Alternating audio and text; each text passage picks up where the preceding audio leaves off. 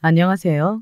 저는 아들 둘 낳아 기르며 이날 이때까지 살림하면서 산 평범한 노인네입니다. 젊은 날에 시집 온 이후로는 연달아 연년생 아들 낳아 집에서 아이들 키우고 남편 내조하면서 산 평범한 가정주부이죠. 제 나름대로는 쉴 틈 없이 바쁘게 살아온 날들이라고 자부합니다만 요즘에는 아이들 키우면서 자기들 일도 열심히 하는 슈퍼맘들이 그리 많다고 하니 그런 분들 보시기에는 집에서 살림하는 것 말고는 할 줄 아는 거 없는 무지렁이 여편네로 보일 수가 있겠다는 생각이 드네요. 제 타고난 성격 자체가 그렇게 변죽 좋은 편이 못 되다 보니 가끔 아이 친구 엄마들이랑 어울릴 일 말고는 원체 바깥 가는 교류가 적기도 했어요. 학교 다닐 때도 아주 친한 단짝 친구 한둘 빼고는 친구가 많은 편도 아니었고요.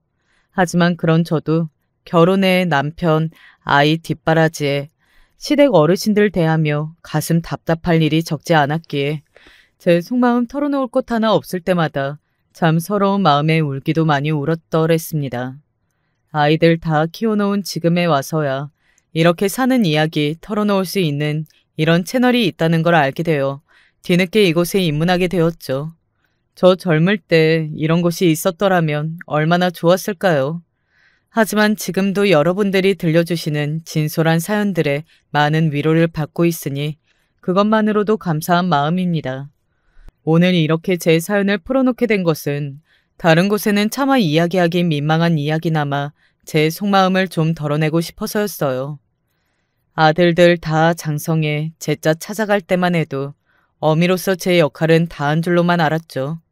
제게, 제 아들에게 이런 기막힌 일이 일어날 거라고는 이전에는 상상조차 해본 적이 없었습니다. 너 어떻게 내 아들을 두고 대낮에 이런 망측한 짓거리를 벌일 수가 있어? 어떻게 결혼한 여자가 이런 짓을?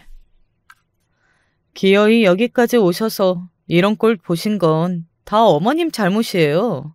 그러게, 왜 말도 없이 며느리 직장일 찾아오세요?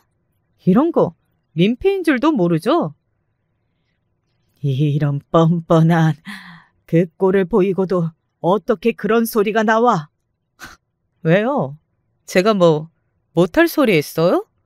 그렇게 마음에 안 드시면 이혼시키시면 되겠네요. 이게 다 무슨 황당한 소리인가 싶으실 겁니다. 저도 믿고 싶지 않지만 안타깝게도 모두 제가 직접 겪은 일들이에요. 하지만 제 아들에게 그리 상처가 준 한때 며느리라 불렸던 그 여자를 저는 결단코 용서하지만은 않았습니다. 누가 들을까 무서워 그동안 한 번도 속 시원히 털어놓은 적 없었던 제 숨겨진 사연 한번 들어주시겠어요? 앞서 말씀드린 것처럼 저는 아들만 둘을 낳아서 키웠습니다. 결혼하고서 거의 곧장 임신을 해서 첫째를 낳고 몇 달 되지 않아 둘째가 들어서는 바람에 연년생 아들 둘의 엄마가 되었죠. 아들 키워보신 엄마라면 다들 아시겠지만 정말 이제 딸이랑은 육아에 쏟는 물리적인 힘 자체가 다릅니다. 몸을 던져가며 노는 활발한 아들 녀석 둘을 동시에 키우는 일이란 정말 이제 엄청난 노력을 요하는 일이었습니다. 학교 다닐 때 발표 한번 큰 소리 내서 해본 적이 없을 정도로 소심하고 목소리 작았던 저도 두 아들의 엄마로 살기 위해서는 목소리를 높이지 않을 수가 없었더라고요. 아마 처녀 때 저로서는 상상도 못한 일이었겠죠. 그때를 생각하면 아직도 아들 키우시는 엄마들에게 절로 존경심이 들어요. 그래도 두 녀석 모두 타고난 성정 자체는 다정했어요. 줄줄이 생긴 자식들 건사한다고 늘 바쁘게 일하는 남편이었기에 자연스럽게 육아는 모두 제 몫이 되었습니다. 넘쳐나는 기운을 주체하지 못해 항상 엄마를 녹초로 만들면서도 막상 지친 저를 보면 고사리 같은 손으로 제 어깨며 다리를 주무르고 퉁퉁 두드리기도 하며 엄마 힘들면 안 된다고 자기들 딴엔 용을 쓰는 어린 자식들을 키우는 일은 힘들지만 행복한 일이기도 했어요. 특히 큰아들인 재경이는 어릴 적부터 엄마 껌딱지인 사랑둥이였습니다. 보통 연년생 동생이 생기면 아무래도 그쪽으로 신경이 많이 가다 보니 첫 아이한테 신경을 많이 못 써주게 되는 경우가 많아요. 그리고 그런 결핍은 동생에 대한 미움이나 괴롭힘으로 이어지는 경우도 많죠. 하지만 우리 재경이는 조금 달랐습니다. 그 어린 나이에도 자기보다 작은 동생에게 더 많은 손길이 가야 한다는 걸 받아들인 것 같았습니다. 그렇다고 엄마의 애정을 마냥 양보하지만은 않았죠. 그래서 재경이가 선택한 방법은 동생을 더 살뜰하게 챙기는 거였어요. 아직 덜 큰 아이들이라 크기도 별로 차이나지 않았으면서도 제 동생을 품에 낑낑 안고 젖병을 물리는 걸 보면 우스워서 몸이 들썩였습니다. 그걸 들키지 않으려고 얼마나 용을 써댔는지 늘 얼굴이 시뻘개지는 걸 감춰야 했죠. 아이 하는 모양이 하도 예쁘다 보니 저도 칭찬을 안 할 수가 없었습니다. 그렇게 제 아들들은 연년생 아들로서는 드물게 다투는 일이 적고 서로 돈독한 형제로 자라났죠. 두 녀석 다 저렇게 다정한 성격으로 자라준 덕에 아들만 둘이었지만 제법 대화가 많은 가정이었습니다. 보통 아들만 있는 집에서는 아들들이 엄마랑 얘기를 잘 안 해준다면서요. 저희 집은 항상 저 두 녀석들 제잘되는 소리에 조용한 날이 없었어요.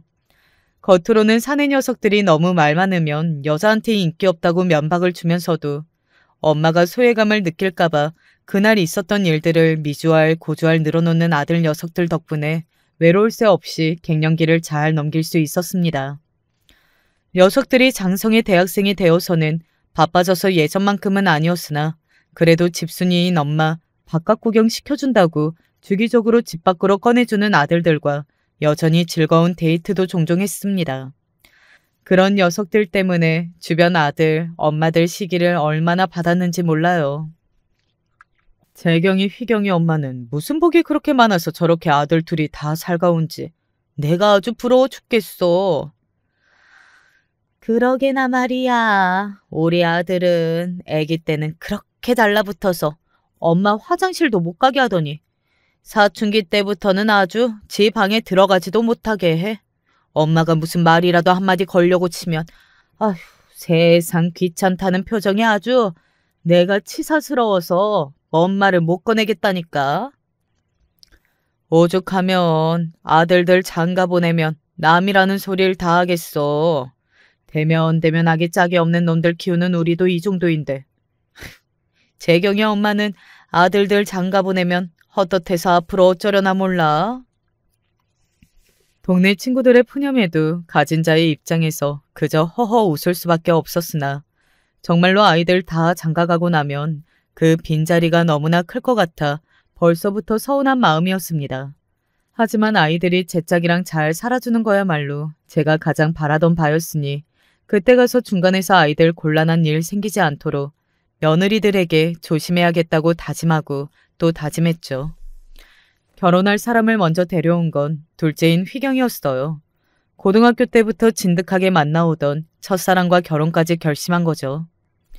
여자아이는 저도 고등학교 때부터 봐왔던 동기 아이였기에 내심 다행스러운 마음이었습니다. 어린아이가 어른들한테 어찌나 그리 살가운지 제게도 귀엽게 안겨오던 아이여서 앞으로 잘 지낼 수 있을 것 같았어요. 제가 며느리 된 아이와 가깝게 지내고 싶어 한다고 한들 며느리 입장에서 시어머니가 그렇게 격이 없이 다가오면 그것도 참 부담스러운 일이잖아요. 그런데 먼저 살갑게 손 내밀어주는 아이가 둘째 며느리로 들어오게 되었으니 제 입장에서는 참으로 복된 일이 아닐 수 없었습니다. 두 아이는 대학 졸업하고 직장 잡아 자리를 잡자마자 곧장 결혼을 했습니다. 두 녀석 모두 자기 또래에 비해 결혼이 이른 편이었어요. 꼭 아직 어린 아이들 속끝장난 보는 기분이라 밥이나 제대로 챙겨 먹나 싶어 집으로 불러 밥 먹이던 것이 일상으로 잡아 둘째 며느리와는 정말 엄마와 딸처럼 거두어 먹이며 지냈습니다. 일찍이 제 짝을 찾은 동생 휘경이와는 달리 첫째인 재경이는 직장을 잡을 때까지 여러 번의 연애를 반복했습니다. 녀석도 휘경이 못지않게 다정한 성격이라 쉽게 제 짝을 찾을 거라고 생각했는데 엄마한테 하는 거랑 여자는 또 다른 모양인지 녀석의 연애는 길어도 1년을 넘기는 일이 잘 없더라고요. 그렇다고 상대 여성분과 안 좋게 헤어지는 것도 아닌 것 같아 그저 아직 자기 인연을 만나지 못한 것이겠거니 했습니다. 그렇게 여유롭던 생각도 재경이 나이 30 중반을 향해 가기 시작하자 슬슬 조바심이 들기 시작하더라고요. 그 사이 동생인 휘경이는 벌써 딸 하나, 아들 하나씩을 낳아 벌써 두 아이의 아빠가 되어 있었습니다. 동생은 일찍 제 짝을 찾아 제 아내 아이들과 복작복작 다복하게 살고 있는데 여전히 혼자인 큰아이를 보니 괜히 마음이 안 좋더라고요. 요즘에는 결혼 생각 없이 지내는 젊은 친구들도 많아지는 추세라고 얻어 듣기는 했지만 아직 그런 생각을 받아들이기에는 고리타분한 노인네라 그런지 그래도 아들이 좋은 짝 얻어 결혼했으면 하는 게 엄마 마음이었습니다. 재경아, 너는 결혼 생각이 아주 없는 거니? 너도 이제 내년이면 30대 후반인데 슬슬 결혼 상대를 찾아보는 게 좋지 않겠어? 뭐 좋은 사람이 있으면 굳이 안 할 것도 없죠. 하지만 그런 생각이 드는 사람도 없는데 일부러 결혼하겠다고 누굴 만나고 싶지는 않아요. 제 입장에서는 그 말이 이해가 잘 안 갔어요. 아니 일단은 누군가를 만나야 좋은 사람인지 결혼 생각이 드는 사람인지 알 수 있는 게 아니겠어요. 하지만 고리타분한 늙은 어미 생각을 억지로 강요하는 게 될까봐 아이한테 강하게 얘기하기도 좀 그렇더라고요. 그런 제 고민에 둘째 며느리가 말했습니다. 아주버님이야 워낙 빠지는 거 없이 혼자서도 즐겁게 잘 살고 계시니까 더더욱 결혼 생각이 안 드시는 걸 수도 있지 않을까요? 워낙 스펙도 좋으시고 직업도 좋으시잖아요. 인물도 괜찮으시고요. 분명 아주버님 좋다고 들이대는 여자가 적지 않을 텐데 그런데도 아직 결혼 생각이 없으신 건 마음에 차는 분이 아직 없어서 그러신 거 아닐까요? 아주버님 조건에 맞출 수 있는 여자분들 생각보다 많지 않으실걸요? 저희 집에 시집 온 지 어언 10여 년 가까운 시간 동안 서로 의지해가며 살갑게 지내던 고부간이었기에 어지간한 말은 웬만하면 거르지 않고 솔직하게 얘기하는 사이가 된 저희였어요. 듣고 보니 둘째 아이 말이 틀린 게 없다는 생각이 들었습니다. 큰아이는 이름만 들어도 웬만한 사람들이 다 알만한 국내 굴지의 대형 록펌에서 파트너 변호사로 일하고 있었습니다. 아들 나이를 고려하면 승진도 빠른 편이었죠. 명문대 나와 우수한 성적으로 변호사가 되면서 아들을 눈독 들이는 사람들도 많았어요.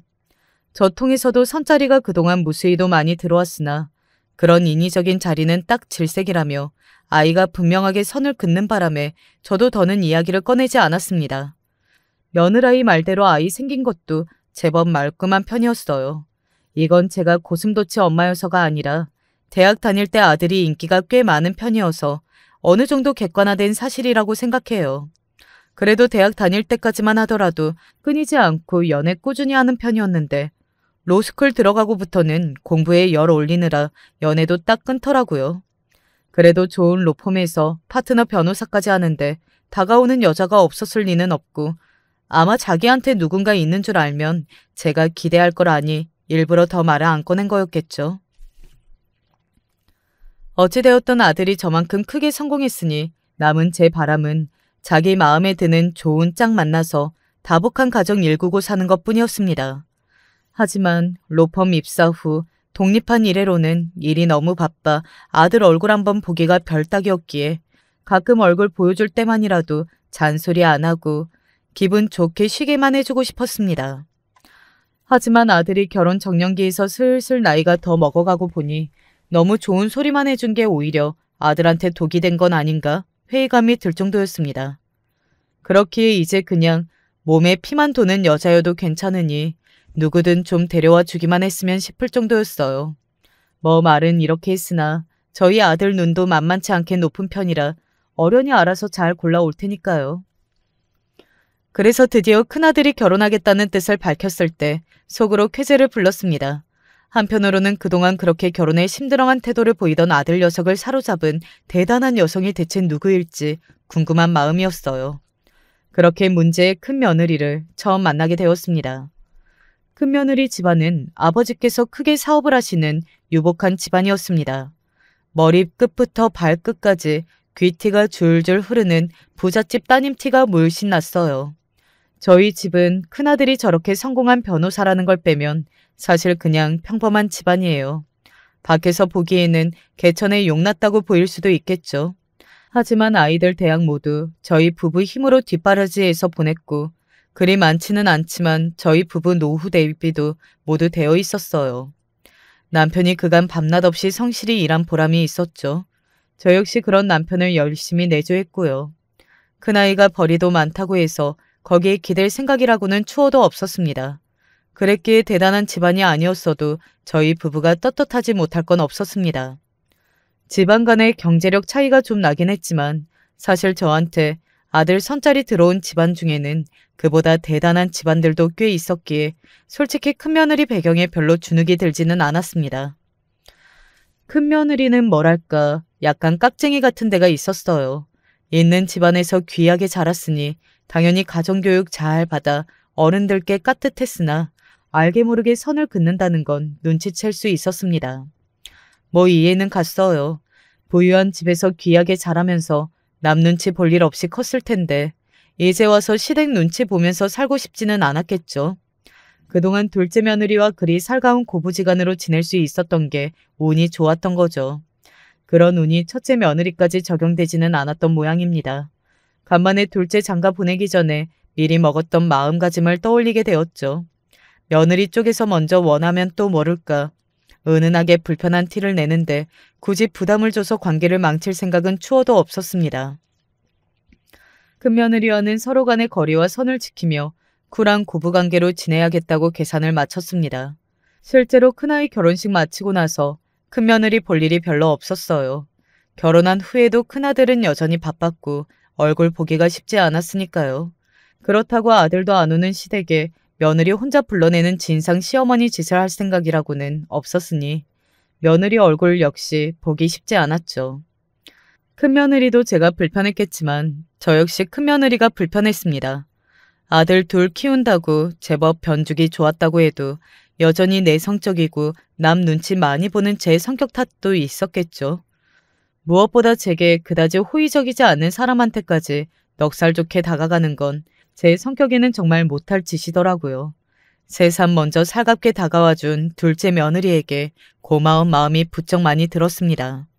저도 저지만 동서간의 첫째와 둘째 며느리 사이도 서먹하기 짝이 없었습니다. 그나마 둘째 아이가 부침성이 좋은 편이기는 했지만 그것도 서로 친해질 마음이 있는 상태여야 효과가 있는 것 아니겠어요. 큰아이는 처음 저희 집에 인사 올 때부터 아예 시댁 식구 자체와 일절 거리를 유지하기로 이미 마음을 먹고 온 것 같았습니다. 사실 결혼할 때까지 큰며느리 얼굴 본 게 5손가락 안에 들 정도니까 사실상 아직은 남이라고 봐도 무방했죠. 저희 집이 따로 제사는 지내지 않지만 아버님, 어머님 두 분 기일 때만큼은 온 가족이 모여서 저녁 식사 자리 정도는 가집니다. 이건 저희 시어머니 유지이기도 했어요. 생전에 워낙 집안 제사가 많아 어떨 때는 한 달에 2-3번도 제사 음식한다고 갖은 고생을 다 하셨던 분이라 그거 하나만큼은 제대로 정리를 해주고 가셨습니다. 살아계실 때는 조용하고 답답한 며느리였던 제 타박도 많이 하셨던 분이셨지만 그래도 이런 마음 써주시는 게 결국은 따사하셨던 분이셨어요. 본인들 윗대의 제사는 명절에 모두 합쳐버리셨고 처음엔 본인들 제사도 아예 챙기지 말라고 하셨지만 어디 자식이 되어서 그럴 수야 있나요? 결국 당신들 기일에 가족들끼리 서로 얼굴 보고 밥이나 함께 하라는 걸로 합의를 봤습니다. 어머님 돌아가신 이후로 단 한 번도 온 식구가 그 약속을 어긴 적이 없었습니다. 바쁜 큰아들 녀석도 예외는 아니었어요. 예, 내일 어머님 기일 때 너 저녁에 올 거니? 혹시 올 거면 새아가는 굳이 데리고 오지 않아도 돼. 그의 입장에선 그것도 부담스러울 수 있어. 가서 제사 음식을 하는 것도 아니고 몸만 덜렁 가서 저녁 한 끼 먹고 오는 건데 그 정도도 안 하면 그것도 좀 그렇죠. 데려갈게요. 제 딴에는 아이들 불편할까봐 일부러 큰아들에게 전화를 걸었는데 큰아들 반응이 단호했습니다. 제 할머니 살아계실 때 워낙 사이가 좋기도 했으니 아들 입장에서는 결혼하고 첫 해에 제 부인이 할머니 기일에 참석하지 않은 게 기분이 좋지 않을 수도 있다고 생각했어요. 사실 솔직한 제 심정으로는 오랜만에 온 가족이 얼굴 보며 저녁 먹는 자리인데 어지간하면 그 자리에 오고 싶어 하지 않는 사람 억지로 데려다 앉혀놓고 싶지는 않았거든요. 내심 큰며느리가 그날 안 왔으면 싶었나 봅니다. 큰아들이 미리 예고한 대로 결혼한 후 내외가 처음으로 본가에 방문했습니다. 그런데 한눈에 보기에도 큰며느리 표정이 좋지 않았어요. 이거 아무래도 오기 전에 둘이 싸웠나 보다 싶었죠. 며느리들 불러놓고 음식 시키는 건 전에도 해본 적이 없었기 때문에 당연히 큰며느리는 거실에 앉혀두고 준비한 음식을 차리기 시작했어요. 저희 집 주방을 제 집 드나들듯이 드나드는 둘째 며느리이기에 저 음식 담는 걸 돕는다고 졸졸 쫓아 들어왔습니다. 자기도 큰며느리랑 둘이 붙어있는 게 어색하기도 했겠죠. 부침성이 좋은 것만큼이나 눈치도 빠른 아이였으니 제 손이 동서가 자기랑 별로 친해지고 싶어 하지 않는다는 걸 눈치 못 챌 아이도 아니었고요. 제 옆에 찰싹 달라붙은 둘째가 큰며느리 안 들리게 속닥속닥 말했습니다. 어머니, 아무래도 형님이랑 아주버님 싸우신 것 같죠? 너 보기에도 그러니? 내가 어제 굳이 큰애는 안 데리고 와도 된다고 연락을 하기는 했는데 네 아주버니가 꼭 데리고 오겠다고 하더라고. 아무래도 오기 싫어서 싸운 것 같지? 그런가 봐요. 근데 형님이 좀 너무하지 않아요? 결혼하고 그래도 처음 시댁 오는 건데 저렇게 싫은 티 팍팍 낼 것까진 없잖아요. 우리가 자기한테 뭘 한 것도 아니고. 예, 그러지 마라. 요즘 시자라면 치를 떠는 며느리들이 그리 많다던데 사람 마음이 다 같은 게 아니잖아. 좀 서운하긴 하지만 제가 그렇다고 우리 앞에서 선을 넘은 적도 없고 그럼 우리도 거리는 지켜주자. 오래 보고 지내려면 오히려 그게 나을지도 몰라. 우리 어머니 참 속도 좋으셔. 툴툴대는 둘째를 달래기는 했지만 저라고 기분이 썩 좋지만은 않았죠. 하지만 제 기분이 그렇다고 어른인 저까지 못마땅한 티를 내면 그거야말로 나이값 못하는 거라고 생각했습니다. 그러다 저희가 왜 저렇게까지 오기가 싫었을까 이리저리 머리를 굴리다 한 가지 떠오른 게 있었어요. 듣자 하니 제가 지금 교회에 다니지는 않지만 사돈내외가 교회 집사님이라고 하지 않았니?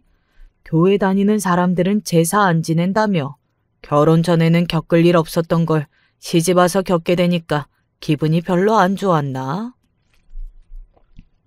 어머니, 교회 다니는 사람들도 우리나라 사람이에요.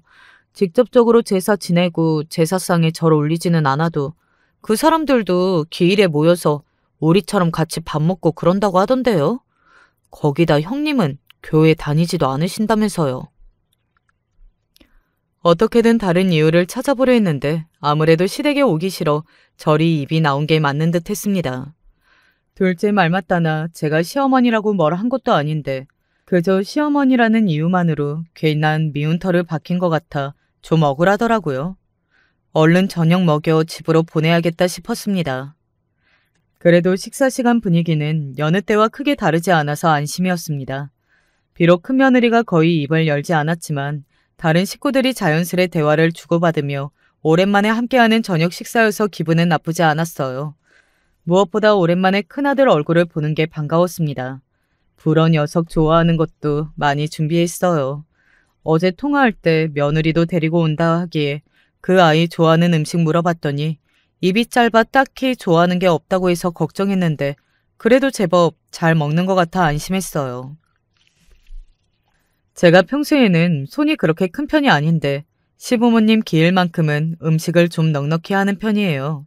오랜만에 온 가족이 모이는 날이기도 하니 식구들 좋아하는 음식들 하나씩만 하더라도 양이 꽤 되더라고요. 특히 올해는 집안에 세 사람도 들어오지 않았겠습니까? 아까 식사할 때 보니 큰며느리가 가지전을 제법 잘 먹더라고요. 그래서 큰아이들 짐에는 가지전을 더 넉넉히 챙겨놓고는 큰아들을 불렀습니다. 예, 아까 보니까 새아기가 가지전을 잘 먹더라. 넉넉하게 넣었으니까 가져가서 데워 먹어. 엄마도 참 말 한마디 살갑게 안 하는 사람 뭐가 예쁘다고 음식까지 챙겨준대요. 녀석 말하는 걸 보니 싸워도 단단히 싸웠다 싶었습니다. 하지만 결혼한 지 얼마나 됐다고 벌써부터 틀어져서 될 일이 아니었죠. 아들을 붙잡고 한마디 했습니다. 예, 아무리 다퉜다고 그러는 거 아니야. 여기는 네 본가이니 너야 여기 별로 안 오고 싶다고 하는 게 서운할 수 있다지만 새아기 입장에서는 피 한 방울 안 섞인 사람들이 바글바글한 곳이잖아. 엄마도 한때는 며느리였어. 새아기 기분 아주 이해하지 못하는 건 아니니까 집에 가서 잘 풀어, 응? 엄마가 타이르는 소리에도 아들 표정이 풀리지를 않았습니다. 아무래도 먼저 사과하길 바라는 건 무리이지 싶었어요. 수긍할 수 없는 말을 들을 때 눈썹을 팔자로 늘어뜨리는 버릇은 당최 없어지질 않을 모양이었습니다. 아이고, 결국은 저 둘 문제다. 속으로 생각하며 그날은 그렇게 아이들을 보냈습니다. 그 이후로도 딱히 첫째네를 불어 부르는 일은 없었어요. 가끔 어머니 심심할까봐 찾아왔다며 불쑥 놀러온 둘째 며느리와 오순도순 좋은 시간을 보낼 때마다 첫째 며느리와도 이렇게 사이좋게 지낼 수 있었다면 얼마나 좋았을까. 아쉬운 마음이 들기는 했으나 그때뿐이었죠. 그래도 서로 사이가 너무 나빠서 고부간의 얼굴도 안 보고 사는 집도 꽤 된다고 하던데 그런 집에 비하면 이 정도야 그리 나쁠 것도 없다며 스스로를 위로했습니다. 일이 터진 건 아이들 결혼한 지 1년이 다 되어가는 시점에서였어요. 둘째 아들 가족이 휴가를 쓰고 남해로 캠핑을 간다기에 배웅을 해주고 잠깐 잠이 들었는데 문득 가슴에 찌르는 듯한 통증을 느끼며 버뜩 잠에서 깨어났어요. 평생 이런 고통을 겪어본 적이 없었기 때문에 순간 너무 당황했어요. 습관처럼 둘째 아들이나 둘째 며느리한테 전화를 걸려고 하다가 오전에 그 아이들이 남해로 떠났다는 게 그 경황 없는 와중에도 기억이 났습니다. 바빠서 못 받을 거라는 생각을 하면서도 떨리는 제 손이 큰아들에게 전화를 걸고 있었어요. 역시나 통화 대기음으로 넘어가기에 순간 망설이면서도 큰 며느리에게 전화를 걸었습니다. 한참을 기다려도 전화를 안 받기에 역시 통화 대기음으로 넘어가나 하던 찰나 달칵 전화를 받는 소리가 들렸습니다. 예상치 못한 통증을 혼자 겪고 있다는 두려움 때문이었는지 누구라도 연락이 닿았다는 게 그렇게 반가울 수가 없었습니다. 그런데 제가 입을 열기도 전에 큰며느리가 버럭 짜증을 냈습니다. 이 정도 전화 안 받았으면 바쁜 일이 있겠거니 하시면 될 일이지. 지금까지 기다리세요? 제가 무슨 바쁜 일을 하고 있으실 줄 알고요? 중요한 일 아니시면 이만 끊을게요. 그러더니 뭐라고 대꾸할 틈도 없이 전화가 뚝 끊어졌습니다. 아까 반가운 마음이 들었던 이상으로 순간적으로 서러운 마음이 밀려왔습니다. 그때 부재중 전화가 들어와 있는 걸 봤는지 큰아들에게서 전화가 걸려왔습니다. 아픔과 두려움에 방금 큰며느리에게 당한 서름까지 온갖 부정적인 감정이 범벅이 되어 아들 목소리를 듣자마자 저도 모르게 눈물이 펑 터져버렸어요. 어머니, 무슨 일이세요? 괜찮으세요? 재경아, 엄마가 지금 가슴이 너무 아픈데 집에는 아무도 없고 큰애는 왜 전화했냐며 화를 내고. 횡설수설 제가 무슨 말을 했는지도 제대로 기억이 나질 않습니다.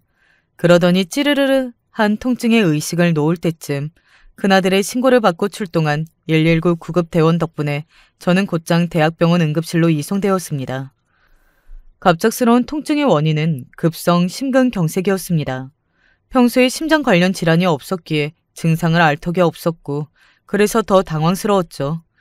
다행히도 너무 늦지 않게 병원에 도착한 탓에 제 상태는 차츰 호전되었습니다. 소식을 듣고 남편과 큰아들이 헐레벌떡 제가 입원한 병원으로 달려왔어요. 내가 괜한 호들갑을 떨어 여러 사람 심장 내려앉게 했구나 싶어 민망했습니다. 일단은 안정이 우선이었기에 다시금 눈을 붙였죠. 다시 눈을 뜬 건 병실에 웅성웅성 소란스러운 소리가 들렸기 때문이었어요. 어렴풋이 정신을 들고 보니 성난 큰아들 목소리가 먼저 귓가에 울렸습니다. 당신, 어머니한테 무슨 일이 생겼을 줄 알고 사람 말 한마디 안 들어보고 전화를 끊어? 장모님한테 그렇게 연락이 왔어도 그랬겠어? 내가 뭐 알고 그랬어? 평소에 연락 한 번 안 하던 사람이 갑자기 바쁜데 전화 오면 그럴 수도 있지. 왜 나한테 소리를 지르고 그래? 내가 당신 어머니 아프게 했어? 이 사람이 진짜 둘 다 그만두지 못해. 아픈 환자 눕혀두고 이게 다 뭐하는 짓들이야. 아까 처음 큰아들이랑 통화할 때 큰애가 전화 끊었다는 말을 했다는 게 그제야 버뜩 기억이 났어요. 아이고, 내가 정신이 없어 입방정을 떨어도 제대로 떨었구나 싶었습니다. 자식들한테 전화를 걸 게 아니라 처음부터 119에 전화를 걸었어야 했는데 워낙 당황하다 보니 가장 먼저 떠오른 게 내 새끼들인 걸 어쩌겠어요.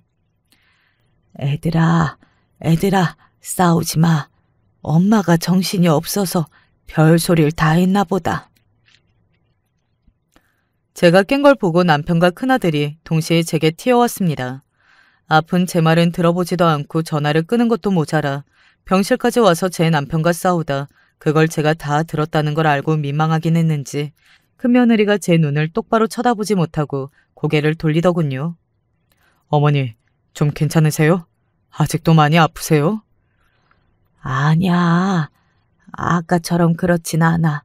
엄마가 너무 놀라서 당황해서 그랬어. 그러니까 둘이 싸우지 마, 응? 제 딴엔 둘 싸움을 말리려고 한 말이었는데 아무래도 아파 누워있는 엄마가 제 첫 편을 드니 그걸 보고 아들 녀석 감정이 더 북받쳤던 것 같습니다. 눈을 날카롭게 뜬 녀석이 큰며느리에게 쏘아붙였습니다. 평소에 며느리한테 부담 안 주겠다며 당신한테 전화 한 통 맘 놓고 못하시던 어머니야. 그런 분이 전화를 거셨을 때는 무슨 일이 있을지도 모르겠다는 생각은 안 들었어? 당신 어떻게 그렇게 사람이 모질어? 아, 몰랐다잖아. 도대체 똑같은 말 몇 번을 하게 만들어? 내가 왜 같은 말을 이렇게 계속하겠어. 당신 그래놓고 지금까지 어머니한테 사과 한마디 안 한 거 알고 있어? 장모님은 나 일하는 시간이든 아니든 상관도 없이 본인 할 말 있으면 시도 때도 없이 연락해서 사람 귀찮게 하는데 내가 당신 어머니 연락 안 받은 적 한 번이라도 있어? 내가 나 하는 거랑 똑같이 하는 수준까진 바라지도 않았어. 그거 연락 한 번 온 걸 살갑게 못 받아서 아픈 사람 이렇게 서럽게 만들어? 그럼 사위가 장모님 전화도 못 받아? 변호사 사위 얻었을 때 우리 엄마라고 사위한테 기대하는 게 없으셨겠어? 무슨 말을 그렇게 해? 네가 내 엄마 함부로 대하는 건 그럴만하고 내가 시도 때도 없이 연락하는 네 어머니 뭐라고 하는 건 화낼 일이야? 네 엄마가 나한테 기대하는 건 당연하고 내 엄마가 어쩌다 너한테 도움 한번 청한 건 그렇게 굴 일이야? 너 사람이 왜 이렇게 이기적이야? 그만해, 재경아. 제가 소리를 치자 겨우 말다툼을 멈춘 큰아들 내외였습니다. 나는 괜히 왜 아파서는 일이 긁어부스럼을 만드나 스스로가 원망스러웠어요. 그동안 큰며느리에게 은근히 서운한 게 많았던 저로서는 아파서까지 그 아이 소리 지르는 꼴을 보고 싶지 않기도 했습니다. 그래서 전에 없이 냉랭한 말투로 말했죠. 너도 오늘은 이만 돌아가는 게 좋겠다. 뭐가 그렇게 분한지 있는 대로 성난 얼굴을 한 며느리가 씩씩대더니 이내 병실 문을 박차고 나갔습니다. 도대체 어쩌다 사태가 이 지경까지 이르렀나 싶어 머리가 지끈지끈했어요. 어머니, 죄송해요. 정말 죄송해요. 너희들 평소에도 이렇게 자주 싸우니? 오늘은 나 때문에 괜한 싸움 생긴 거야. 이게 너희들 일상인 거야.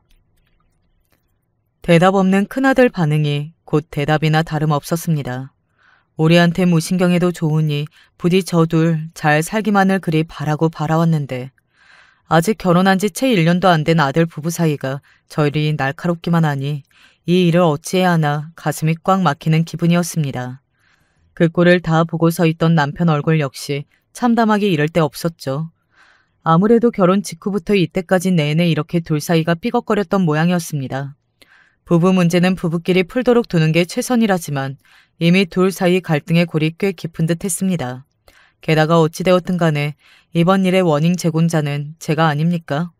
제가 나선다 한들 둘 사이가 아무렇지 않게 풀리지는 않겠으나 그렇다고 어미가 되어 마냥 손 놓고 기다리기만은 할 수도 없었어요.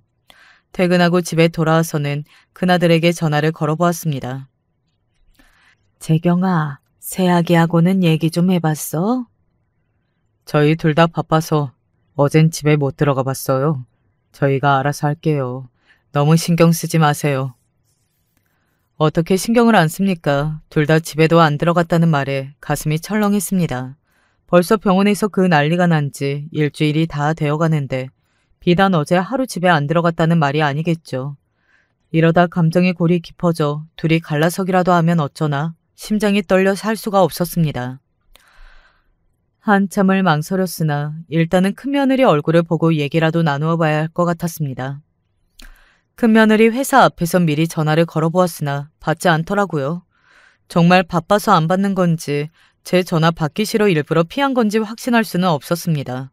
예의가 아니라는 걸 알고 있었으나 이번만큼은 반드시 큰며느리 얼굴을 봐야 한다고 생각했습니다.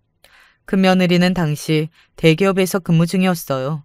사실 그 정도 큰 기업은 관계자가 아니면 함부로 방문객을 들여보내주지는 않지만 마침 그 회사 간부 중 한 사람이 남편 지인이었거든요. 다행히 회사에 아직 계시더라고요. 남편과 꽤 막연한 지인이셨기에 반갑게 저를 맞이하시어 손수 안내까지 해주셔서 몸둘 바를 몰라하며 건물로 들어섰습니다. 재경이 저가 우리 회사에서 근무하고 있는 줄은 몰랐네요. 이 친구 아무리 공적인 일 사적으로 안 끌어오는 사람이라지만 언질이라도 좀 해주지. 영 모르고 지나갈 뻔했어요. 저희끼리도 사이가 서먹한 판에 며느리 직장 정보까지 떠들기는 좀 그렇잖아요. 멋쩍은 웃음으로 대답을 대신하고는 며느리가 근무한다는 부서로 갔더니 자리에 없더라고요. 오늘은 날이 아닌가 싶어 발걸음을 돌리려는데 지인분께서 직원에게 물으셨습니다. 임미애 과장 지금 어디에 있나? 간부인 지인을 알아본 지원이 깍듯하게 응대하더군요. 회의실 쪽으로 가셨다는 말에 안내하는 지인을 따라가면서도 회의하는 곳까지 따라가는 게 맞나 싶었습니다. 회의실에는 블라인드가 쳐져 있었으나 블라인드가 말려 올라간 모양인지 한쪽이 들려있는 바람에 그 안쪽으로 큰며느리 모습이 보이더라고요. 얼핏 보아도 혼자 있는 것처럼 보여서 가까이 갔더니 이내 큰며느리 쪽으로 웬 남자 하나가 다가왔습니다.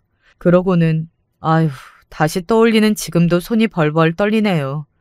그 둘이 다른 사람들 다 일하는 그 대낮 근무 시간에 서로 부둥켜 안더니 뭐가 그리 좋은지 낄낄대는 거예요. 제 눈으로 보고도 믿기지가 않았습니다. 너무 당황해서 혹시 다른 사람이 볼까 싶어 시선을 돌리다 지인과 눈이 딱 마주쳤습니다. 지인 역시 틀림없이 그 광경을 목도했더군요. 저와 시선을 마주치고 당황해 어쩔 줄 모르는 게 이미 상황을 돌이키긴 늦었죠. 우리 재경이 크는 걸 시시때때로 보신 분이셨어요. 순간 수치심이 확 밀려왔습니다. 어떻게 이런 짓을 저지를 수가 있습니까? 어떻게 이렇게 파렴치한 짓을 할 수가 있어요? 그때부턴 제 눈에 뵈는 게 없었습니다. 저는 회의실 문을 콱 열어 젖히고는 소리쳤어요. 너 지금 이게 무슨 짓이야? 이 백주 대낮에 유부녀가 외간 남자를 끼고 감히 내 아들을 두고 어떻게 이런 짓을 벌여? 내 며느리와 엉켜있던 사내놈이 기겁을 하며 떨어져 나갔습니다. 며느리 역시 갑작스러운 제 등장에 놀라 얼이 빠져 있다가 이내 성난 얼굴을 하더니 뻔뻔하게도 도로 제게 소리를 쳤어요. 그러는 어머니는 지금 남의 직장까지 쳐들어와서 지금 무슨 짓을 하는 거예요? 그렇게 보고 배운 게 없어요? 먹긴 놈이 성낸다더니 참말이지 기가 막히고 코가 막힐 노릇이었습니다. 어쩜 저렇게 뻔뻔한 물건이 다 있습니까? 그동안 우리 가족들이랑 내 아들한테 그렇게 본데 없이 막대먹게 굴더니 그게 다 저놈이랑 붙어먹느란 그런 거였어? 너 그럴 거면 대체 결혼은 왜 했니? 그냥 너 하고 싶은 대로 막 살지. 왜 엄한 내 아들까지 끌어들여서 못 살게 굴어?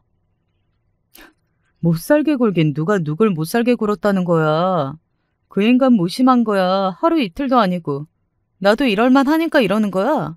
그동안 나 따돌리면서 지들끼리 좋다고 똘똘 뭉쳐있더니 이 꼴 보니까 내가 당신 며느리라는 거야? 나 꿀릴 거 하나도 없어. 시어머니 앞에서 불륜 현장을 들켜놓고도 당당하기가 아주 하늘을 찌를 기세였습니다. 도대체 집구석에서 어떻게 가르쳤으면 저렇게 막대먹을 수가 있어요? 너, 내가 오늘 일 절대로 가만히 넘어가지 않을 거야. 네가 이따위 더러운 짓을 저지르고도 사람이야? 이혼하면 될 거 아니야. 당신 잘난 아들내미 나도 더 붙잡고 살 생각 없어. 그럼 됐지. 내 직장에서 행패 부리지 말고 당장 꺼져. 하도 소란이 나니까 하나둘씩 회의실 쪽으로 직원들이 몰리고 있는데도 불구하고 나 부끄러운 줄도 모르고 고래고래 소리를 지르는 그것 꼴을 보자니 저게 미쳐도 단단히 미쳤구나 싶었습니다. 그때였어요. 그 꼴을 다 지켜보고 있던 지인이 버럭 소리를 질렀어요. 지금 회사에서 이게 다 무슨 짓이야? 임미애 과장. 당신 지금 회의 시간에 회사에서 사내 불륜 저지르고도 뭐가 그렇게 당당합니까? 회사가 당신 집 안방이야? 저한테는 그렇게 뻔뻔하게 나오던 그것이 자기의 까마득한 상사인 제 지인을 보고서는 순식간에 얼굴이 새파랗게 질렸습니다. 제가 제 며느리가 당신 회사 직원이라는 말을 지인에게 말하지 않았듯이 그것에게도 저희 부부 지인이 그 회사 간부라는 말을 한 적이 없었으니 모를 만도 했죠. 지인 얼굴을 보고 그것도 그거이지만 그것이랑 붙어먹던 놈이 사색이 되어 거의 지인 앞에 엎드리듯 굴었습니다. 이사님, 오해십니다. 오해는 무슨 오해? 네 놈이 저것이랑 붙어먹는 걸 나도 보고 여기 이분도 다 봤는데. 지금 누굴 등신 취급합니까? 그것도 그것이지만 사내에서 유부녀랑 붙어먹은 저놈 또한 가만둘 생각이라고는 추워도 없었습니다. 감히 내 아들을 기만한 저 두 인간을 지구 끝까지라도 쫓아가서 망하게 만들 생각뿐이었어요. 여전히 굳어서 움직일 줄을 모르는 그것을 돌아보며 저는 쏘아 붙였습니다. 그래, 그렇게 이혼이 하고 싶다니 내 소원대로 해주마. 네가 감히 내 아들을 기만하고 버린 이 더러운 짓거리의 대가는 반드시 치르게 해줄 테니 기대하고 있거라. 그러고는 한순간도 그 더러운 것들과 한 공간에서 같이 숨쉬고 싶지 않아 그 자리를 떴습니다. 생각지도 못하게 못볼 꼴을 보고만 지인이 허겁지겁 제 뒤를 따라오셨어요. 회사 건물에서 나오자마자 다리가 풀려 주저앉은 저를 그분이 간신히 부축하셨습니다. 아이고, 재수씨, 퇴원한 지 얼마나 되셨다고. 이러다 정말 쓰러지십니다. 이사님 제발 저 좀 도와주세요. 저것 저렇게 잘 먹고 잘 사는 걸 보다간 제 명에 못 살아요. 제 아들 인생이 달렸는데 제 체면이고 뭐고 차리고 있을 때가 아니었습니다. 그분 역시 아들 키우는 부모셨어요. 저희 재경이를 모르는 것도 아니고 그간의 인연을 생각하면 절대 저희 일을 모른 척하실 분이 아니셨습니다. 사실을 알고 상처받을 아들을 생각하니 등골이 서늘해졌으나 이렇게 시끄럽게 저 큰 회사에서 일이 터졌는데 아들 귀에 소문이 들어가는 건 시간 문제였습니다. 차라리 남에게 듣게 하느니 제 입으로 전하는 게 옳다고 생각했어요. 일할 때 방해될까봐 한 번도 찾아가지 않았던 아들 사무실에 이렇게 입성하게 될 줄은 몰랐어요. 한참을 입을 못 대던 저를 기다려주던 아들이 결국 먼저 입을 열었습니다. 어머니, 혹시 그 사람 문제로 오셨어요? 아들 목소리에 눈물이 날 것 같았습니다. 하지만 내 아들이 이런 끔찍한 일을 당했는데 어미가 되어 정신을 바짝 차려야 했습니다. 이윽고 저는 천천히 오늘 있었던 일들을 아들에게 토시 하나 빼놓지 않고 말했습니다. 제 말을 다 듣고도 아들 반응은 침착했습니다. 너 혹시 알고 있었니? 네. 아들 말에 억장이 무너지는 것 같았습니다. 저 무거운 짐을 지고 내 새끼가 얼마나 고통받았을지를 상상하면 당장에 그것을 제 눈앞에서 찢어 죽이고 싶었어요. 얼마 전에 그 사람이 직장 상사랑 불륜 관계라는 걸 알게 됐어요. 알게 된 건 얼마 안 되지만 아무래도 결혼 전부터 이어진 관계인 것 같더라고요. 그래서 그동안 증거도 차곡차곡 모으고 있었고 아마 지금쯤은 제가 알고 있다는 거 그 사람도 눈치챘을 거예요. 가급적 조용하게 이혼 끝마치고 싶었는데 어머니한테 이렇게 못 볼 걸 보게 해드려 정말 죄송해요. 그러니까 그 괘씸한 것이 감히 결혼 전부터 상사와 불륜을 저질러 온 것도 모자라 귀한 내 아들을 속이고 결혼했다는 겁니다.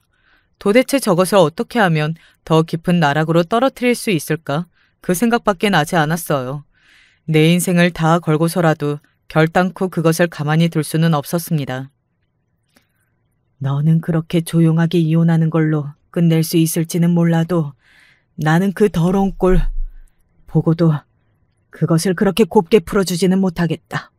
감히 내 아들한테 이런 짓을 해놓고 엄마는 그렇게는 못하겠어, 재경아. 저도 마찬가지예요.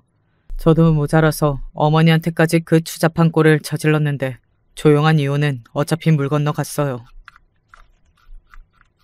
큰아들 눈에서 불을 뿜는 것 같았습니다. 자기도 얼마나 쌓인 게 많았겠어요. 그저 가족들 생각한다고 그걸 억누르고 조용히 해결하려고 했을 텐데 아들 입장에서도 더는 그것을 봐줄 생각이 없어 보였습니다. 그렇다면야 박살을 내야죠. 다음날 저는 다시 그 고약한 것의 회사를 찾아갔습니다. 이번에도 지인의 도움을 받아 들어갈 수 있었어요. 하지만 어제와는 달리 저는 혼자가 아니었습니다. 그것이 일하는 부서로 들어서자마자 제 옆에 함께 올라온 여자가 그것의 머리채를 있는 힘껏 잡아챘어요. 야, 이 더러운 년아. 내 남편이랑 붙어먹은 년이 2년이었어? 우리 집까지 밥 얻어먹으러 와서 내 앞에서 살살 대더니 이 뻔뻔한 것이 그동안 나를 잘도 비웃었겠다. 너 오늘 제삿날인 줄 알아라. 내가 니년 머리털을 다 뽑아버릴 테니까. 네, 저는 어제 바로 그 상간남의 부인에게 연락을 했어요. 제 아들도 그것들에게 기만당했지만 상간남 부인 역시 그것과 자기 남편으로부터 기만당하지 않았겠습니까? 그럼 저 사람한테도 분풀이할 기회를 주어줘야 공평하죠. 상대가 누구인지는 몰랐음에도 상간남 부인 역시 남편이 딴짓거리를 한다는 것 정도는 눈치채고 있었더라고요. 뭐 불륜하는 것들 하는 짓이 그렇죠. 그렇게 그 더러운 것은 제 앞에서 보기 좋게 머리를 뜯기고 있었습니다. 이왕이면 머리 가죽까지 싹 벗겨지면 속이 시원하겠다 싶었어요. 옆에서 상간남 부인에게 박수라도 쳐주고 싶었습니다. 못난 상간남 그놈은 제 마누라가 제 상간녀 머리채를 쥐어뜯고 있는데도 차마 옆에 가지 못하고 식은땀만 삐질삐질 흘리고 있더군요. 저런 반편이랑 붙어먹겠다고 내 아들을 기만하다니. 저한테 굴러온 복을 걷어차도 유분수죠. 이건 이 미친 여자야. 미친 건 네가 미쳤지. 이 정신 빠진 거사. 너랑 붙어먹는다고 저 인간이 나랑 이혼하고 너랑 살림이라도 차려줄 줄 알았니? 야, 너 대답해봐. 너 나랑 이혼할 거니? 아니야. 나한텐 당신밖에 없어. 내가 잘못했어, 여보. 뭐야. 야, 너 나 이혼하면 나랑 결혼한다며? 그 말에 그것이 눈깔이 확 돌더라고요. 하는 꼴을 보아하니 자기 이혼하고 나면 저놈도 이혼하고 저한테 올 줄 알았던 모양입니다. 그 꼴을 보고 있자니 그만 참지 못하고 시원하게 웃음을 터뜨렸습니다. 이 추잡한 것, 꼴 좋구나. 어디서 저런 모자란 놈이랑 붙어먹으면서 내 아들한테 들러붙어 있을 생각을 해. 이 더러운 거머리 같은 게. 내 아들 앞에 2번 다시 나타났다가는 남은 머리털들도 싹 뽑아줄 테니 위자료나 잔뜩 준비해놔. 미친년 마냥 머리를 산발을 한 채 코피까지 터져 바닥에 주저앉은 그것을 실컷 비웃어주고는 자리를 떠났습니다.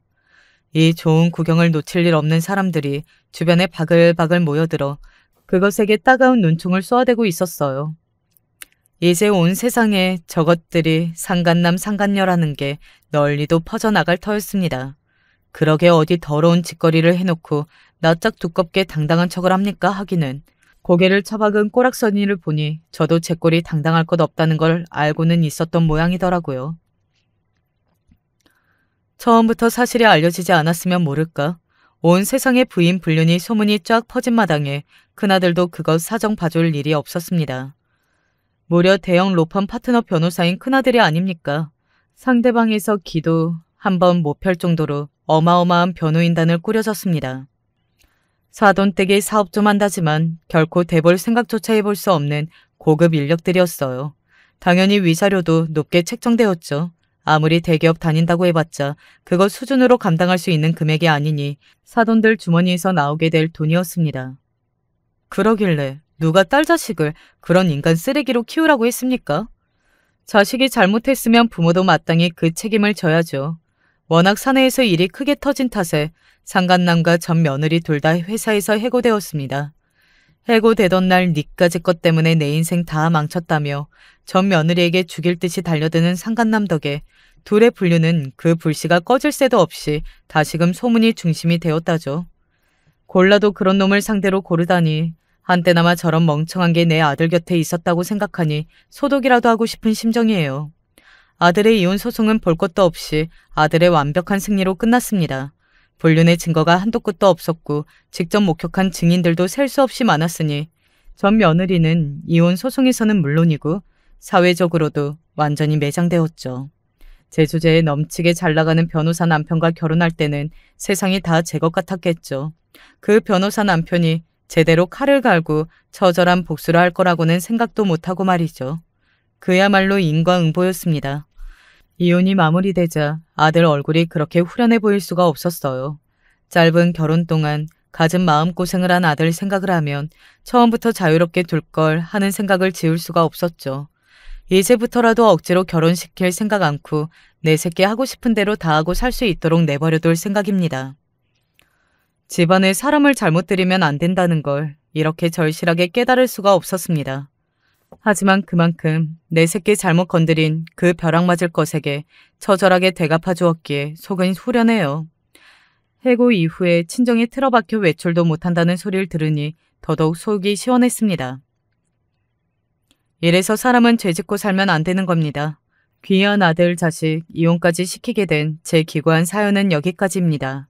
늙은이 하소연 끝까지 들어주신 여러분들께 진심으로 감사드립니다.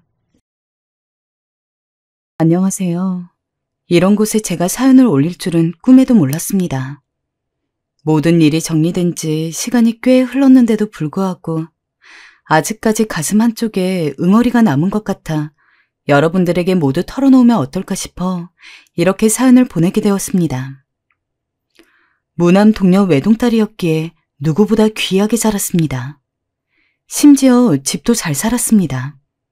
어릴 때부터 제가 하고 싶은 게 있으면 부모님은 묻지도 따지지도 않고 무조건 절 위에 들어주셨죠. 그렇다고 해서 버릇없게 자라지도 않았습니다. 제가 너무 예의 없는 혹은 도가 지나친 부탁을 한다 싶으면 부모님은 충분히 훈육도 해가면서 저를 혼내왔기에 흔히들 부잣집 딸하면 생각나는 자기만 아는 이기주의적인 사람으로 자라지는 않을 수 있었어요. 세상은 넓기에 저보다 잘 사는 사람들도 당연히 많겠지만 지금껏 제가 알고 지내는 사람들 중에서는 저희 집만큼 집안 환경이 좋은 사람들이 없었습니다. 그래서 그런 것도 있고 제 성격상 정말 좋아하고 친하다고 생각되는 사람들에 한해서는 돈을 아끼지 않았기 때문에 밥을 사든 술을 사든 거의 제가 돈을 내면서 지냈어요. 그래도 아까운 거 하나 없었습니다. 저는 애초에 얕고 넓은 인맥보다는 좁고 깊은 인맥을 선호해서 이미 제가 괜찮은 사람이라고 판단을 하는 친구들은 어떻게든 저에게 그만큼 더 고마움을 보답하려고 노력하는 애들밖에 없었거든요. 원래 예부터 그런 말들 많이 하잖아요. 익숙함에 속아 소중함을 잊으면 안 된다고. 익숙함에 속아서 소중함을 잊으면 안 된다는 말은 결국 따지고 보면 제가 금전적으로 풍요로워서 이래저래 잘해주고 그런 것들이 평범하게 느껴진다고 하더라도 그게 당연한 것은 아니며 제가 본인들을 그만큼 아끼고 사랑하기 때문에 해주는 거라는 것을 까먹어서는 안 된다는 이야기잖아요. 그래서 저는 친구 관계는 물론 연인들도 제가 돈이 많아 해주는 것을 당연히 여기지 않고 감사할 줄 아는 사람들만 사귀어 왔습니다. 희정아, 우리 다음 주는 여기로 데이트 갈까? 내가 밥 살게. 지금의 남편 역시 그런 사람이었습니다. 직장 동료로 만났던 남편과 저는 나이도 비슷하고 서로 하는 업무가 겹쳐서 일적으로 많이 얽히다 보니까 자연스럽게 퇴근하고 하루의 업무 스트레스를 풀며 같이 술을 마시는 상황들이 많았는데 그러다 보니까 서로 대화도 많이 하게 되고 그러면서 공통점도 많이 찾게 되고 서로가 서로를 마음에 들어하는 것이 그렇게 오래 걸리지 않더라고요. 집에 자식이 저 하나였던 저와는 달리 남자친구는 막내였고 위로 누나만 셋이 있었습니다. 누나가 셋이나 된다고? 신기하다. 형제가 있는 기분을 몰랐던 저는 한두 명도 아닌 3명이 더 있다는 사실에 처음 들었을 때 엄청 놀랐었죠. 그 누나들은 현재 시집을 가서 따로 살고 있는 상황이었고 남자친구는 작은 빌라에서 시부모님과 함께 살고 있다고 했습니다. 남편은 저와는 완벽히 다른 집안 환경을 가지고 있었어요. 남편은 어릴 적부터 가난했고 한 번도 풍족하게 지내본 적이 없다고 했습니다. 게다가 누나들까지 있다 보니까 부모님이 뭘 챙겨줘도 누나들 먼저 챙겨주고 그러다 보니 막내인 남편까지는 해줄 여력이 되지 않아서 뭐가 되었든 누나들이 쓰던 거를 물려받고 그런 삶을 살았다고 했죠. 물론 그런 삶을 사는 사람들이 있는 것을 모르는 것은 아니었지만 남편은 설마 그렇게 살아왔을 거라는 생각이 전혀 안 들 정도로 구김살 없이 밝은 사람이었습니다. 그렇기 때문에 제가 결과적으로 당시 그냥 남자친구에 불과했던 남편과 결혼까지 생각을 하게 된 것이었죠. 앞서 말씀을 안 드린 상황이 있는데 저희 집은 제가 중학생이 되었을 때 어머니가 일찍 돌아가셨습니다. 당시 어렸던 저는 상황을 잘 몰랐지만 나중에 보니 어머니는 예전부터 병이 있다고 하더라고요. 그리고 그게 악화되어서 갑작스럽게 돌아가신 거였고요. 그래서 아버지는 그때부터 더더욱 본인이 하는 사업에 매달렸는데 그러다 보니까 저는 중학생 때부터는 부모님과 시간을 보내기보다는 아버지가 고용한 가정부 아주머니와 시간을 보내는 일이 더 많았습니다. 그리고 제가 커서 성인이 되고 어찌저찌 괜찮은 대학에 들어갔을 때 늦은 밤에 돌아온 아버지는 거실에 있던 제 옆에 가만히 앉아 있다가 조용히 이런 얘기를 했습니다. 아빠가 돼서는 하나뿐인 딸을 제대로 돌보지 못한 것 같아서 너무 미안하구나. 아니야, 아빠. 무슨 그런 말을 해. 지금껏 부족함 없이 잘해줬잖아. 나는 아빠한테 누구보다 고마워. 원래부터도 제가 살아가는 데 있어서 하나 부족함 없이 잘해주신 아버지였습니다.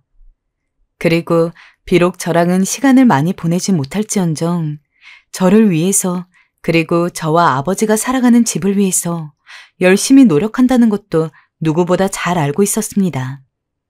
그렇기 때문에 가끔은 남들처럼 아버지 손도 잡고 함께 밥도 먹고 여행도 가고 싶었지만 참았던 겁니다. 그러나 아버지는 그게 내내 미안했던 모양이더라고요. 그리고 아버지는 이어서 이렇게 말씀하셨습니다. 앞으로 제가 누구를 만나든 제 선택이니 무조건 존중할 거고 만약에 결혼까지 하고 싶다면 본인 허락은 받을 필요 없다고요. 아버지는 상대방의 가정 환경을 중요시 여기는 분이었기에 만약 그런 결정을 미리 하지 않았다면 제가 남편을 결혼하고 싶다는 사람이라고 데려갔을 때 단칼에 반대하셨을 겁니다. 그러나 아버지는 네가 결혼하고 싶은 사람이니까 그만큼 괜찮은 사람이겠지. 라면서 바로 본격적으로 결혼 날짜를 잡고 저랑 남편이 함께 살 신혼집까지 미리 마련해 주셨습니다. 그래서 남편한테도 집은 우리 아빠가 해주기로 했으니까 우리는 각자 모은 돈으로 냉장고나 세탁기 같은 가전제품은 사서 채워넣자. 라고 이야기했고 남편 역시 이에 대해서 동의를 했습니다. 보통 한쪽이 지불하면 한쪽이 이것저것 쓸만한 제품들을 사서 넣는 게 맞지만 남자친구 사정을 알고 있었기에 일부러 그렇게 이야기했습니다. 저로서는 남자친구를 배려해 준 거였고 이야기를 전해 들으면 시댁 식구들 역시 저희가 충분히 배려를 해줬다는 걸 알 거라고 생각했어요. 그래서 당연히 저는 아무 문제 없이 결혼을 할 수 있을 거라고 확신했죠. 그러나 시부모님에게 인사를 하러 갔을 때 일이 생겼습니다. 집은 공동명의로 하는 거지? 네? 공동명의요? 저희 아버지가 신혼집을 마련해준다는 이야기를 듣자마자 시어머니가 한 이야기였습니다. 시댁돈 한 푼도 안 들어가는 저희 아버지가 사주는 집을 공동명의로 한다뇨? 너무 황당해서 제가 아무 말도 못하고 있자 시어머니는 무슨 선심이라도 쓰는 것처럼 말씀을 이어가셨어요. 네가 아직 어려서 상황 돌아가는 거 잘 모르는 것 같구나. 어른인 내가 알려줘야겠네. 원래 부부가 되면서는 이젠 네 거 내 거라는 개념이 없고 함께 쓰는 개념으로 나아가는 것이야. 그래서 집 같은 것도 반드시 공동 명의로 진행하는 게 맞단다. 근데 네가 여기서 너 명의로만 집을 한다는 건 어떻게 보면 이기적인 거지. 제가 지금의 남편과 결혼을 약속한 시점이 20대 후반이었습니다. 한참 어른인 시어머니가 보기에는 제가 어린 것이 맞지만 그렇다고 해서 제가 세상 물정 모르는 게 아니거든요. 어머님 말씀은 알겠는데요. 저희 아버지가 오로지 저희 아버지 돈만으로 해주는 집을 공동명의로 한다는 것 자체가 말이 안 된다고 생각합니다. 만약에 전 공동명의로 해야 된다면 저는 그냥 아버지한테 집 안 받고 남편이랑 각자 모은 돈 가지고 대출 받아서 전세 살던지 할게요. 뭐라고? 아니 그게 무슨 소리냐? 좀 황당하구나. 아무리 네 아버지가 해주셨어도 그렇지. 그 큰 집을 네 앞으로만 해놓겠다니. 그럼 우리 정민이는 남편으로서 허수아비밖에 안 되니? 내가 아까 말하지 않았니? 부부는 모든 걸 함께하는 거라고. 경제적인 것도 마찬가지인 거야. 네, 어머님, 저도 말씀드렸고요. 더 이상 드릴 말씀은 없습니다. 정말 상상도 못했지만 제 말에 시어머니는 물론이고 남편까지 화를 내더라고요. 뭐 그거 가지고 그렇게까지 정없이 얘기하냐면서. 제가 좀 더 현명했다면 그 자리에서 결혼 안 하겠다고 하고 자리를 박차고 나오는 게 맞았습니다. 저 집이 배려를 해준 것을 알기는커녕 어떻게든 조금이라도 더 이득을 보려고 안달이 난 것과 다름없는 행동이었으니까요. 그래도 당시에 저는 남편을 굉장히 사랑했습니다. 그래서 거의 백분토론과 다름이 없게 시어머니와 이야기를 나누다가 결국 아버지가 해주는 신혼집을 받아서 생활을 하되 공동명의는 안 하는 조건으로 결혼을 하게 되었습니다.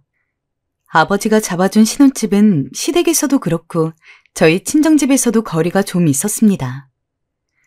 당시 저랑 남편이 다니던 회사가 각자 집에서 꽤 먼 편이었는데 아버지가 그걸 생각해서 저희 직장에 가깝도록 집을 얻어주셨죠. 그래서 솔직히 시어머니와 그렇게 결혼 전에 말도 안 되는 사안으로 이야기를 하기는 했어도 집도 멀고 하니까 결혼만 하게 되면은 별 문제 없이 저희끼리 잘 살 수 있을 거라고 생각을 했습니다. 근데 그건 너무도 큰 착각이었죠. 어머니, 집에는 어떻게 들어오셨어요? 정민이가 비밀번호 알려줬다. 왜? 뭐 문제 있니? 아니요, 그건 아니고요. 갑자기 들어오셔서 좀 당황스러워서요. 아니, 근데 너는 집에 이렇게 맛있는 게 있으면 시어머니한테 먼저 연락을 해서 어머니, 이것 좀 드셔보세요. 하지는 못할 망정. 어떻게 연락도 한번 하질 않니? 내가 기어이 이렇게 먼저 찾아와야 하는 거냐? 세상에 눈치 보여서 원. 저희가 결혼하고 한 달이 안 돼서부터 시어머니가 저희 집에 불쑥불쑥 찾아오는 일이 많았습니다. 보통 결혼한 집에 시부모님이나 친정부모님이 밥 잘 챙겨 먹으라고 반찬 같은 거 해오시는 일들이 있잖아요. 설사 그런 거라고 하더라도 저한테 이런 방구도 없이 남편이 마음대로 시어머니한테 집 비밀번호를 알려주는 것도 화가 났는데 심지어 시어머니는 저나 남편 반찬을 챙겨주려고 온 것도 아니었습니다. 오히려 저희 냉장고를 보고 맛있는 게 있으면 그거를 다 빼가서는 시댁으로 가지고 갔죠. 어머님, 아무리 저희가 편하다고 해도 이렇게 아무 말 없이 오시는 거는 솔직히 조금 불편한 것 같아요. 오실 때 오시더라도 최소한 저한테 연락을 해주셨으면 좋겠어요.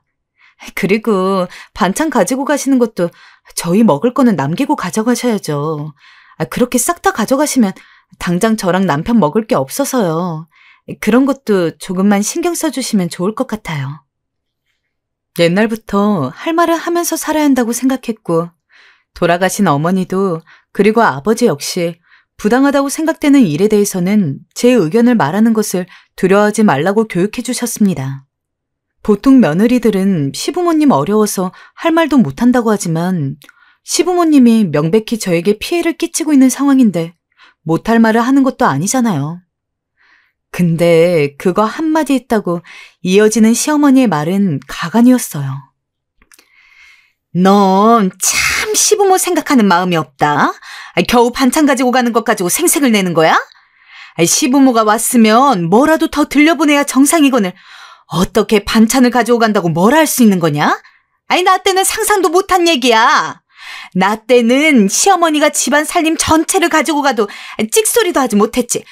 아휴, 아주 있는 놈들이 더 한다느니 부잣집에 자라서 이런 건 또 너그러울 줄 알았더만 아주 더 난리네 난리야. 됐다. 안 가져가마. 이제 속이 시원하냐? 어머님. 정말 기가 찼습니다. 제가 정말 저런 말을 들을 정도로 잘못한 일인가요? 너무 어안이 벙벙해서 저는 시어머니의 폭언 아닌 폭언을 듣기만 했어요. 솔직히 더 말하기엔 눈물이 날 것 같아서 이 정도로만 쓰는데요. 저 당시 시어머니는 제가 한 말과는 비교도 안 될 정도로 나쁜 말들을 많이 하셨습니다. 전 남편에게 바로 달려가 경고하듯 말했어요.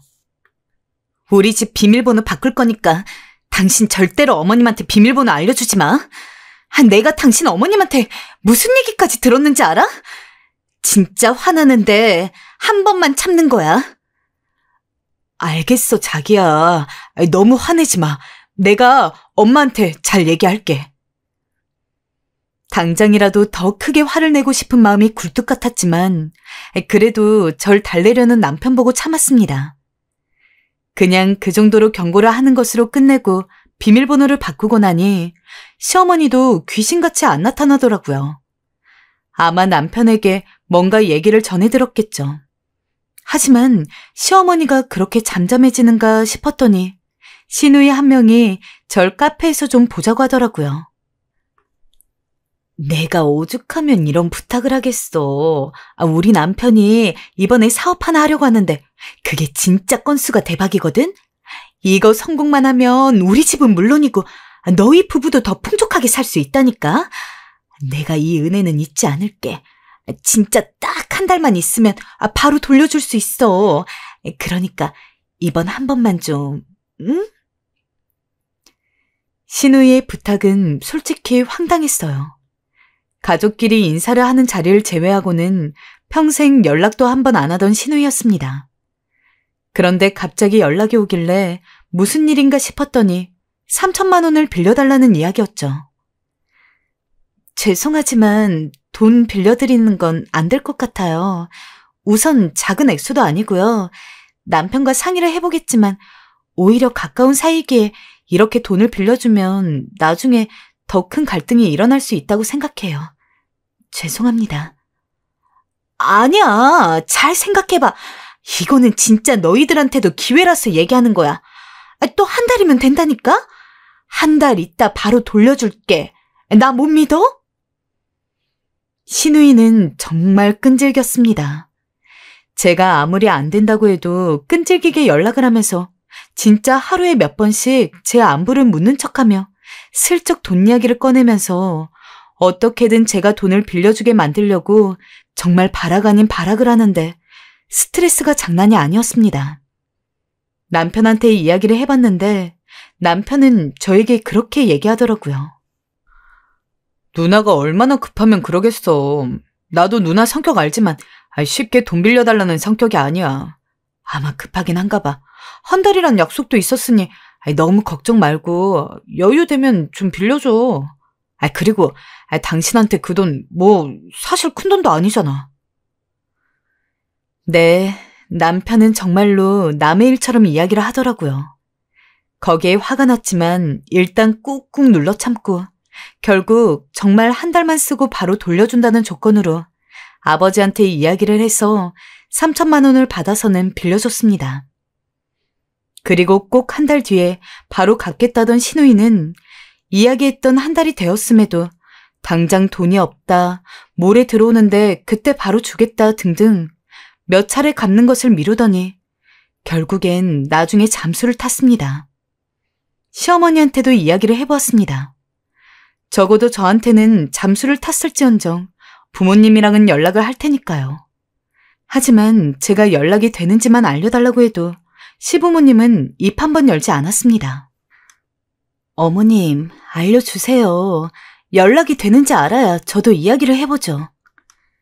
예, 걔가 어련히 알아서 너한테 연락 주겠지. 아이, 설마 내 딸이 돈 들고 튈까봐 그러니? 아, 그깟 돈 몇 푼이나 된다고 그래. 아이, 걱정 말아라. 걔가 안 주면 나라도 줄 테니까. 그리고 가족이란 게 뭐야? 어려울 때 서로 도움 주고 보살펴주는 게 가족 아니니? 정없이 그런 식으로 돈 받아내려 하면 이게 어른들 눈에 좋게 보이겠어? 솔직히 말해서 저번에 집 공동명의 싫다고 할 때부터 마음에 들지 않았는데 자꾸 돈에 집착하고 그러면 못 써. 돈보단 언제나 가족이 우선인 거야. 어머님, 제 돈 제가 찾아받겠다는데 이게 정없는 건가요? 저는 그럼 돈 받을 권리도 없는 건가요? 무작정 달라고 밀어붙인 것도 아니고 연락만 해보겠다고 말씀드린 거잖아요. 저도 가족 소중하게 생각해요. 하지만 이건 다른 문제잖아요. 제가 싸붙이자 시어머니는 다소 움츠려드셨지만 저는 시어머니의 정없단 말에 화가 났고 바로 집으로 돌아와 술을 한 잔 먹으며 속상한 마음을 달랬습니다. 여전히 시누이에게선 연락이 오지 않았어요. 남편도 시누이가 이렇게 잠수를 탈 줄은 몰랐다면서 자기도 이럴 줄 알았으면 돈 빌려주라고 안 했을 건데 하고 얘기를 하긴 했지만 정작 남편은 진심으로 제게 그걸 미안해하는 것 같지도 않았어요. 시어머니와 같았어요. 때 되면 알아서 나타나서 줄 테니 걱정 말아라.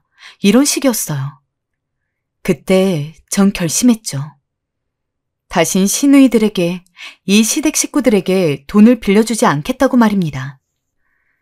여보, 나 이제부턴 시댁 식구들, 그러니까 당신 식구들한테는 돈 안 빌려줄 거야. 더는 갈등 만들고 싶지 않고 피해보고 싶지 않아. 앞으로 나한테 이런 일 없도록 당신이 중간에서 잘 중재해줘. 대답은 남편이 기똥차게 참 잘했어요. 알았다며 다음부턴 누나들이 저에게 돈 빌릴 일 없게 만든다고 하더라고요. 그렇게 저는 이 일을 일부러라도 머릿속에서 지우려고 애쓰며 살고 있었습니다. 그러던 어느 날이었어요. 시어머니가 저희를 불러 갑자기 밥을 사주시겠다고 하더라고요.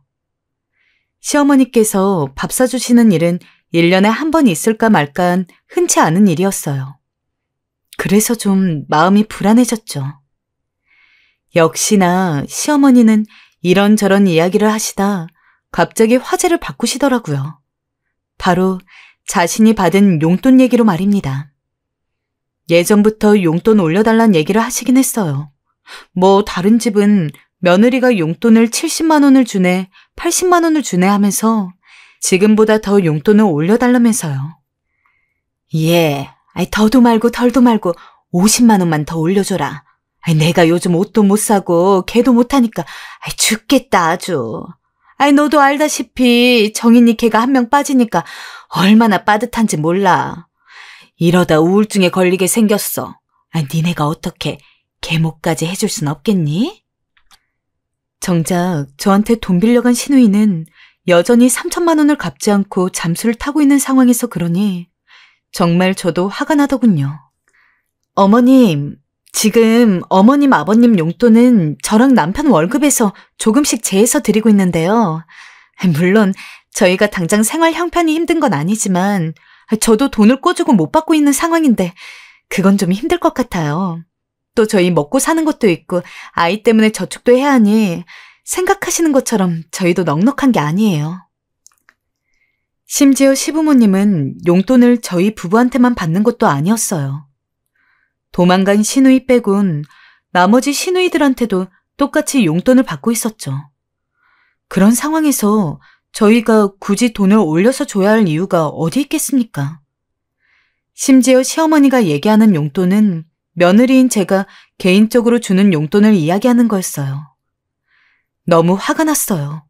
이젠 시어머니가 절 이용해 먹으려고 작정했단 생각이 들더라고요.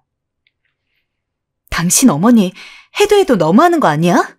지금 내가 당신 누나한테 돈 빌려줬다가 당신 누나가 안 갚고 잠수 탄 것도 애써 참아주고 있는데 그런 상황에서 내가 개인적으로 용돈을 줘야 한다고 연락하는 건 너무 심한 거라고 생각 들지 않아? 뭘 그리 예민하게 반응해? 엄마가 힘들긴 한가 보지. 그럼 돈 많은 니네 집에서 좀 도와줄 수도 있는 거 아니야? 당신은 돈에 있어서 참 매정하게 굴더라. 그리고 우리 엄마 욕 좀 하지 마. 나라고 뭐 듣기 좋을 줄 알아? 뭐라고? 애초부터 시부모님에 대한 애정은 없었습니다. 하지만 무슨 돈에 미치기라도 한 것처럼 저만 보면 돈돈거리는 시댁 식구들을 보니까 더 정이 떨어졌죠. 게다가 더욱더 실망스러웠던 것은 남편이었습니다. 그래도 남편은 제 돈에 대해서 고마워할 줄 알고 탐내지 않을 줄 아는 사람이라고 생각을 했는데 제가 저렇게 이야기를 하니 우리 엄마가 며느리한테 용돈 좀 받아서 남들한테 자랑하고 싶을 수도 있는 건데 그거를 꼭 그렇게 꼬아서 봐야 속이 시원해? 라면서 전적으로 자기 가족 편을 들었습니다. 그때 알았죠. 내가 남자를 잘못 봤구나 하고요. 눈물도 나고 서글프기도 했습니다. 하지만 어디 이 마음 풀 데가 있나요? 친구 말고는 없었어요. 친구 만나 울면서 술 마시면서 하소연하며 마음에 쌓인 스트레스를 풀곤 했어요. 그 뒤로 저희는 말만 부부지 그다지 부부 같은 생활을 하지 않았습니다. 남편도 밖으로 나돌았고 저도 저대로 밖으로 나돌면서 남편과는 정말 최소한의 대화만 했어요. 이혼을 생각하지 않았던 것은 아니었습니다. 마침 저희 사이에 아이도 없었기 때문에 이혼을 한다면 차라리 지금이 제격이었죠. 하지만 저를 믿고 아무 말 없이 결혼을 허락해준 아버지한테 죄송해서 이혼을 여러 차례 고민하고 또 고민했습니다. 그리고 혹시나 나중에 남편이 조금이라도 정신을 차린다면 시댁 식구들이랑 따로 연락을 안 하면서 저희끼리만 잘 지낼 수도 있겠다는 어떤 희망이 있기도 했어요. 남편한테 실망을 하기는 했을지언정 그래도 처음 좋아했을 때의 마음이 여전히 조금은 남아있었으니까요. 그러던 어느 날이었어요. 저희 아버지께서 저희 사는 집에 잠깐 오시겠다고 하더군요. 아버진 딸 얼굴을 너무 못 본 것 같다면서 맛있는 거 사주시겠다고 김서방이랑 외출 준비를 하고 있으라 하셨어요. 저도 아버지 얼굴이 보고 싶기도 했고 하고 싶었던 얘기도 할 겸 그날을 기대하고 있었습니다. 아버진 좋은 레스토랑에 저희를 데려가서 배부르게 음식을 사주시곤 저희 남편 시계 선물까지 해주셨어요. 남편은 선물을 받아 기분이 좋은지 유독 저희 아버지에게 살갑게 굴며 잘해주더군요. 허나 제 마음은 지옥이었어요. 아버지에게 사실 남편과 이혼을 생각하고 있다고 말해야 하는데 어쩐지 입이 떨어지지 않았어요. 실망하실 아버지 얼굴을 보니 죄스럽다고 해야 하나? 부모에게 못할 짓을 하는 것 같달까요? 그래도 할 말은 해야 했기에 눈치만 보고 있던 와중 아버지께서 흐뭇한 얼굴로 생각지도 못한 얘기를 하시는 거였어요. 실은 소윤이 너한테 이번에 건물 상가 하나를 주려 한다. 이 얘기하려고 불렀어. 너희도 이제 아이 낳고 하면 살림 빠듯할 수 있으니 미리 받아놓고 편하게 아이 키우면서 생활해야지. 아빠가 빠른 시일 내로 처리해 줄 테니 걱정하지 말고 아이 계획도 세우고 해라. 아이고, 아버님 감사합니다. 감사합니다. 정말 감사합니다. 세상에, 제가 아버지한테 말 한마디 덧붙일 시간도 주지 않고 남편은 거의 무릎이라도 꿇을 것처럼 넙죽거리더군요. 시계 선물을 받았을 때 귀에 걸린 잎은 내려올 줄을 모르고 집으로 가는 내내에도 신이 나서 장인어른이 최고라며 아빠 칭찬을 늘여놓았습니다. 저는 좀 얼떨떨했어요. 아버지가 지니신 건물이 저에게 올 줄은 언젠가 알았지만 제가 이혼을 생각하고 있는 이 타이밍일 줄은 몰랐으니까요. 저는 더 깊은 고민에 빠졌습니다. 자기야, 뭐 먹을래? 오늘 내가 요리해 줄게. 자기야, 힘들잖아. 앉아있어. 내가 청소기 돌릴게. 그 뒤로 남편의 행동이 싹 바뀌었거든요. 건물이 넘어온다고 하니 저한테 아주 공격적일 만큼 잘해주기 시작하더군요.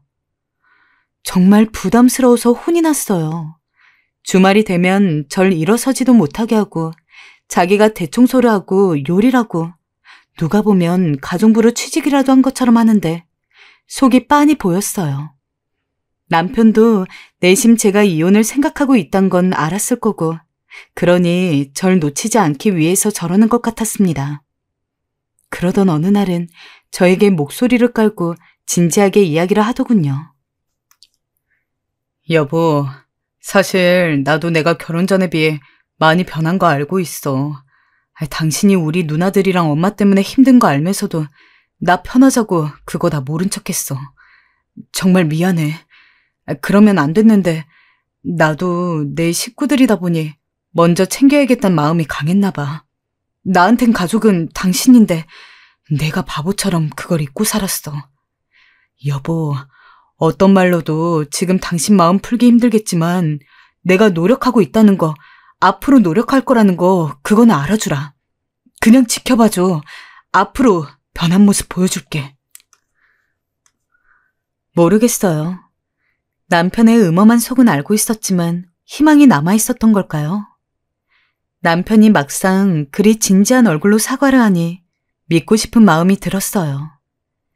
저도 모르게 눈물이 줄줄 나는데 남편이 제 눈물을 닦아주면서 자신이 잘하겠다고 눈물로 사죄를 하더군요.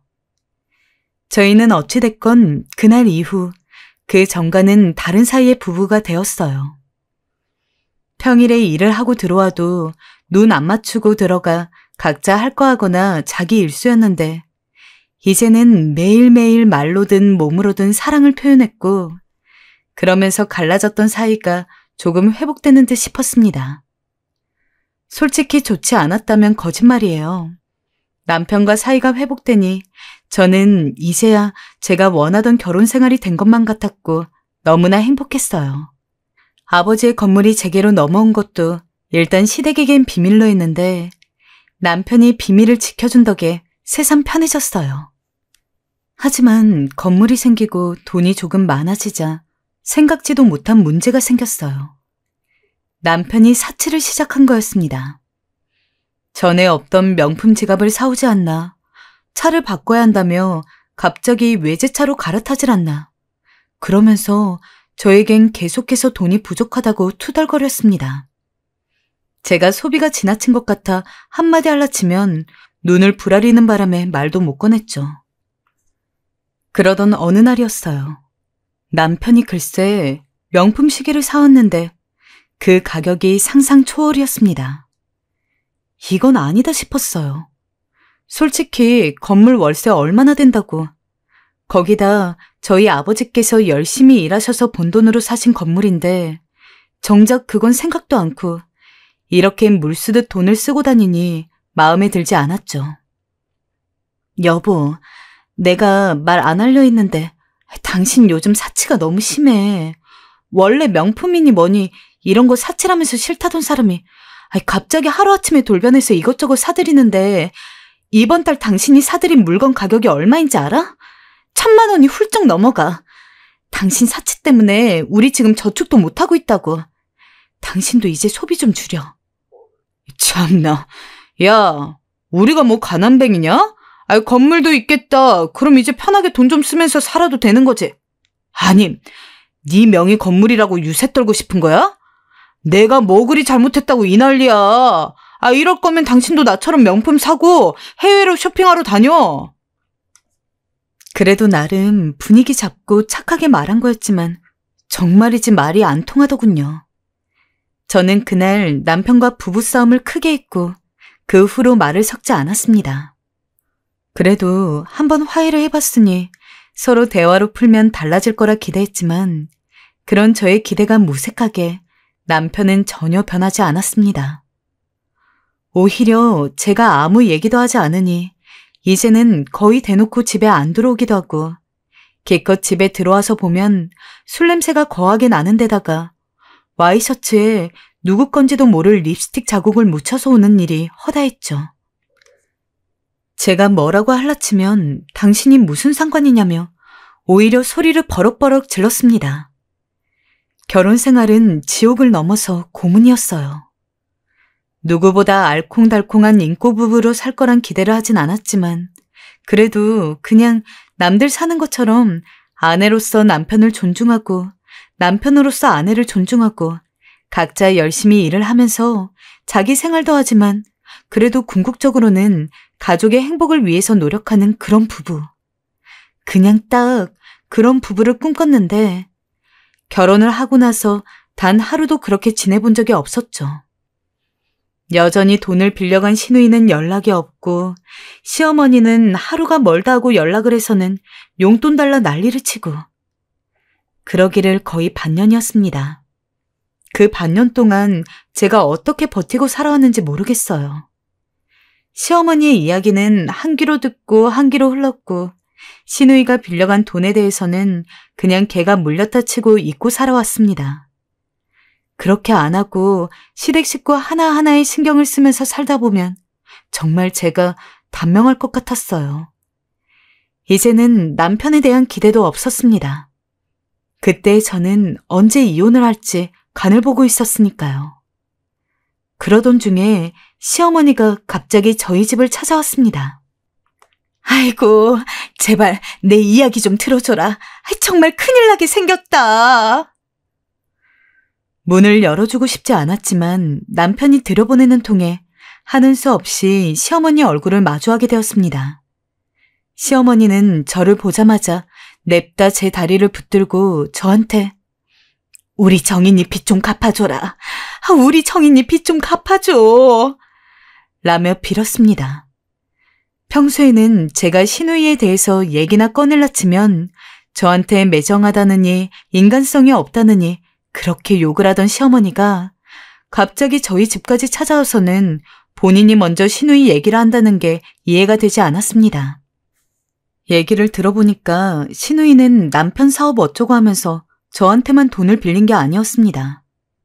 시부모님이 살고 있는 쓰러져 가고 있는 작은 빌라를 담보로도 대출을 받은 상황이었나 보더라고요. 근데 그 사업이 완전히 망하고 만 것이었습니다. 정확히는 사업을 시작도 못 해봤다고 해요. 사업 자체가 사기였던 거죠. 처음 사업을 제시한 게 시누이 남편의 지인이었는데 돈을 얼마 가져오면 1년 안에 원금은 물론이고 매달 원금의 30%씩 투자금에 대한 이유를 받아서 먹고 살 수 있다며 시누이 남편을 꼬셨나 봅니다. 그리고 시누이도 시누이 남편 되는 사람도 그 제의가 사기일 거라고는 전혀 예상을 못하고 어떻게든 돈을 빌리기 위해서 저한테도 손을 빌리고 자기가 끌어모을 수 있는 모든 돈을 모아서 사기꾼들에게 넘겨준 거죠. 상황이 이렇게 되었다 보니 제가 빌려준 돈은커녕 시부모님 집까지 날려먹은 것도 모자라 확실하진 않은데 대부업에서도 좀 대출을 받아서 빚이 산더미인 것 같았습니다. 우는 시어머니에게 매정하게 굴고 싶진 않았지만 이미 남편에게 실망도 컸고 이미 이혼할 사이에 시누이의 돈을 갚아줄 의향은 없었어요. 어머님, 죄송하지만 남남될 사람 돈 갚아줄 순 없어요. 저 남편이랑 이혼할 거예요, 어머님. 뭐? 이혼? 니들 이혼을 한다고? 여보, 갑자기 뭔 소리야? 이혼이라니. 내가 뭐 잘못했어? 어? 이혼을 할 거라고 생각을 하고 있기는 했지만 남편 앞에서는 처음으로 꺼내는 이야기였습니다. 남편은 설마 제가 이혼까지 얘기할 줄은 꿈에도 몰랐던 것 같아요.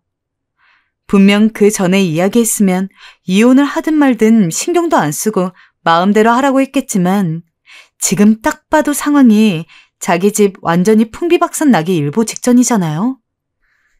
본인도 그걸 확 느꼈는지 갑자기 눈물을 질질 짜면서 그동안 내가 잘못했네. 당신처럼 귀한 사람이랑 결혼을 해놓고 내가 멍청해서 소중함을 몰랐네. 앞으로 잘할 테니 한 번만 용서해달라는 등 온갖 입에 발린 말들을 하기 시작했습니다. 그리고 저는 그 모습에 이제는 과거 남편을 좋아하고 사랑했던 마음까지 싹 다 털어버릴 수 있었습니다. 결론은 하나였어요. 남편은 제가 아니라 저희 집 돈을 사랑했던 거였죠. 정말 가난한 사람들에 대한 편견을 갖고 싶지 않은데 가끔 가다가 보면 가난한 사람들은 본인들이 그렇게 살아왔기 때문에 아주 작은 이득에라도 눈에 불을 켜고 달려들고 그런다고 하잖아요.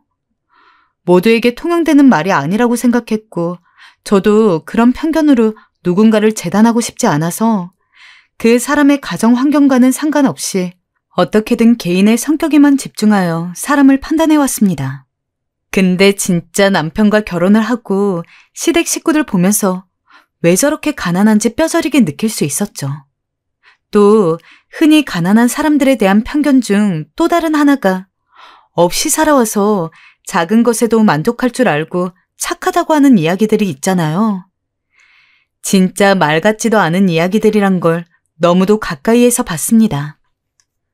어지간하면 합의 이혼을 했겠지만 저는 이대로 끝내고 싶지가 않았어요. 특히나 결정적으로 제가 남편의 휴대폰에서 이 문자를 보고 난 후 소송 이혼을 하기로 결심했어요. 자기야, 자기는 늙고 냄새나는 마누라랑 어떻게 같이 살아? 요즘 명품 산다고 매일 잔소리만 한다며. 그러니까 짜증나 죽겠다. 그래도 얘가 돈이 있으니까 지금은 같이 사는 거지. 나도 돈 벌어봐. 얘 버리고 혼자 살 거야. 정말 같이 살기 징글징글하다. 어제는 내가 사치를 한다 어쩐다 난리를 치는데 듣기 싫어 죽는 줄 알았어. 자기 너무 불쌍하다. 어떡해, 우리 자기. 문자를 보는 순간 눈이 뒤집히면서 입술이 질려가는데 이 와중에 비참하게도 눈물이 줄줄 흐르더군요. 내가 지금껏 남편이 아니라 짐승과 같이 살았다는 생각이 확 들었습니다. 왜 내가 이런 사람을 남편이라 믿고 살아온 건지 신라 같은 희망에 기대었던 스스로가 너무 한심하게 느껴질 정도였어요. 아버지에게 이혼해야겠다고 말씀을 드리니 아버지도 처음에는 제 이혼에 대해서 다시 한번 생각해보라고 했지만 제가 그동안 무슨 일을 당했는지 이야기하니까 오히려 저보다도 더 나서서 화를 내주며 얼른 이혼하라고 변호사도 알아봐준다고 해서 그다지 어렵지 않게 이혼 소송을 밟을 수 있었어요. 그렇게 소송 밟아서 이혼을 진행을 했고 위자료 명목으로 남편에게서 돈을 받을 수 있었습니다. 진짜 판결 나는 날 얼마나 속이 시원했는지, 왜 어른들끼리 끼리끼리 어울리고 끼리끼리 결혼해야 한다고 이야기를 하는지 제 몸으로 직접 절실히 느꼈습니다. 진짜 이러면 안 되는데 남편이랑 결혼 생활하고 이혼하고 나서 가난한 사람들에 대한 인식이 너무 안 좋아져서 솔직한 심정으로는 조금이라도 저희 집이랑 가정 형편이 맞지 않는 사람이랑은 친구도 하기 싫을 지경이에요. 진짜 여러분들도 다른 거 말고 최소한 결혼만큼은 개인의 벌이든 집안 환경이든 무조건 자기랑 맞는 사람이랑 결혼하시고 상대방이 너무 가난하다 싶으면 연애도 시작하지 마세요.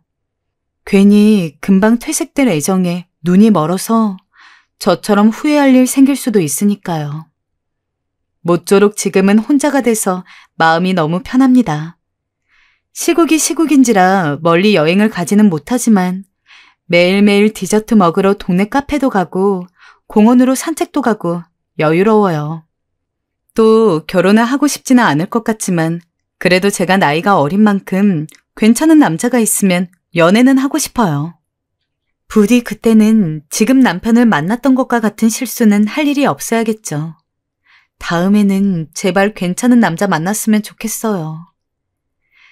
지금까지 한풀이 같은 제 이야기 들어주셔서 감사하고 또 여러분들은 좋은 사람 만나 좋은 일들만 있으시길 바라고 있겠습니다.